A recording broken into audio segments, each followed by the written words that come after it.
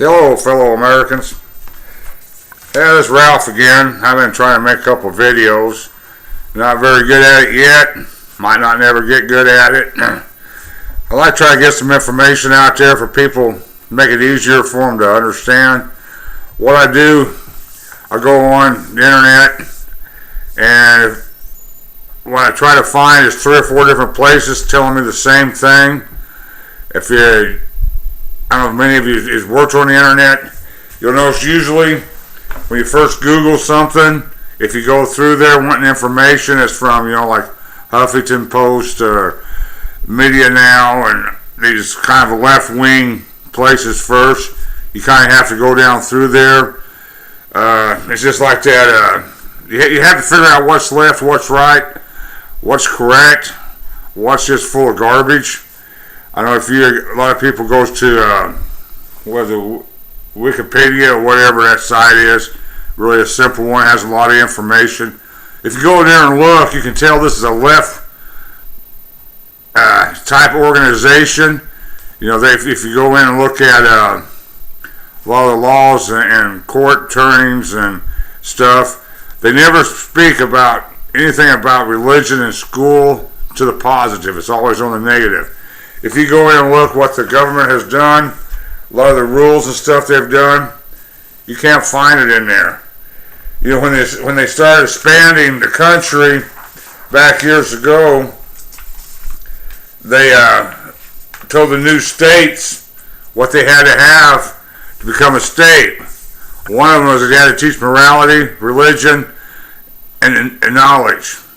If you go into Wikimedia or whatever the hell it's called, you won't find that.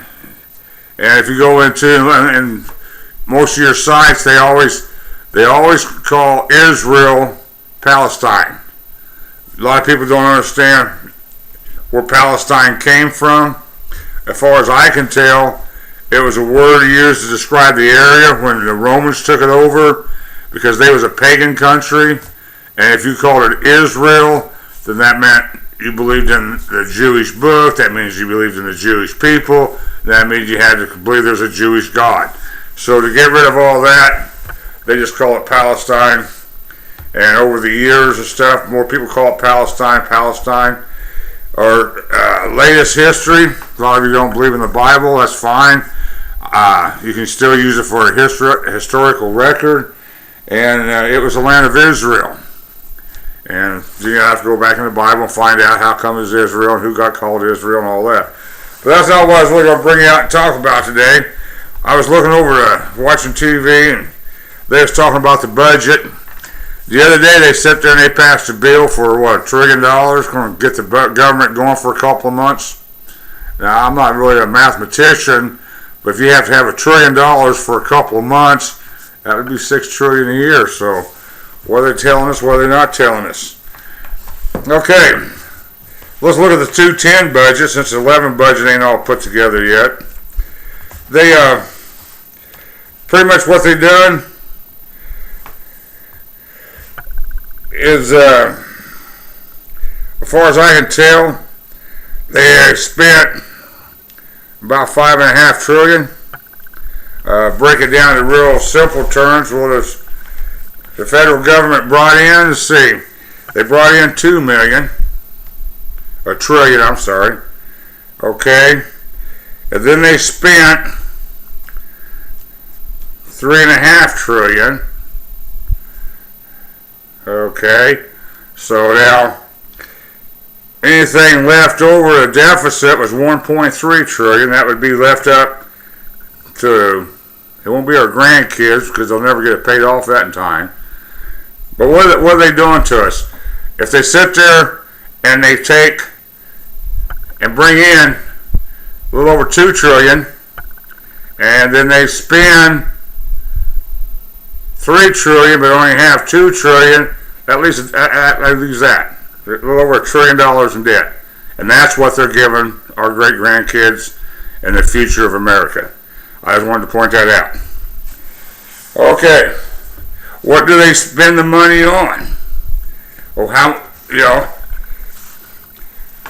Medicaid, Medicare is probably the big, that's 23% of the budget. Social Security, That's another 20%.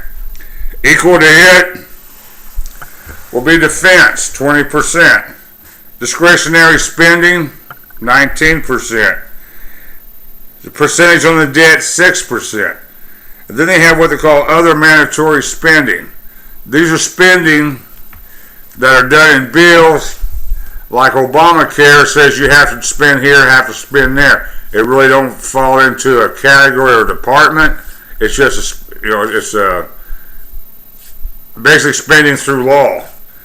Okay, what do they bring in? Well, the federal receipts for 2010 looks like it was $2,162 billion.